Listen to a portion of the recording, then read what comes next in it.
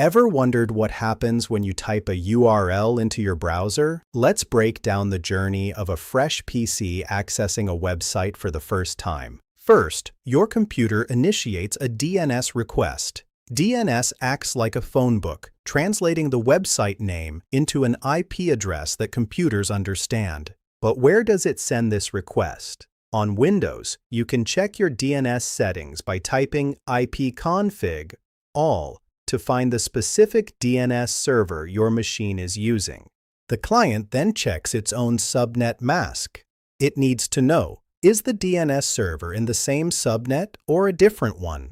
If the DNS server is in the same subnet, the client initiates an ARP request to get its physical MAC address. Once acquired, the DNS request is sent directly. However, in most cases, DNS servers are hosted on the internet, meaning they are not in your local subnet. In this scenario, your computer needs the MAC address of the default gateway to reach the internet. Think of the gateway like the external wall gate of your home.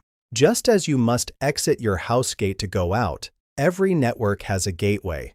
If clients want to reach any other network, they first send the packet to this gateway.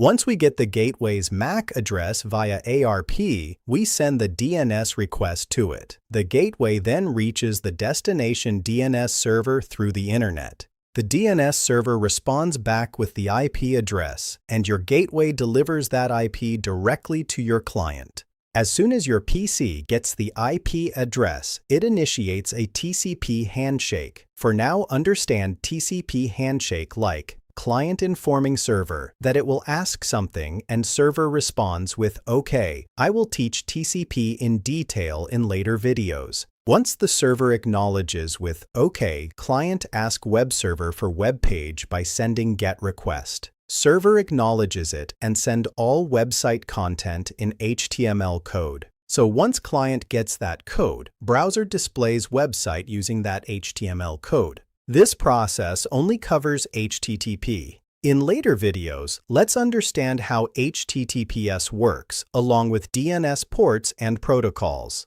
Happy learning!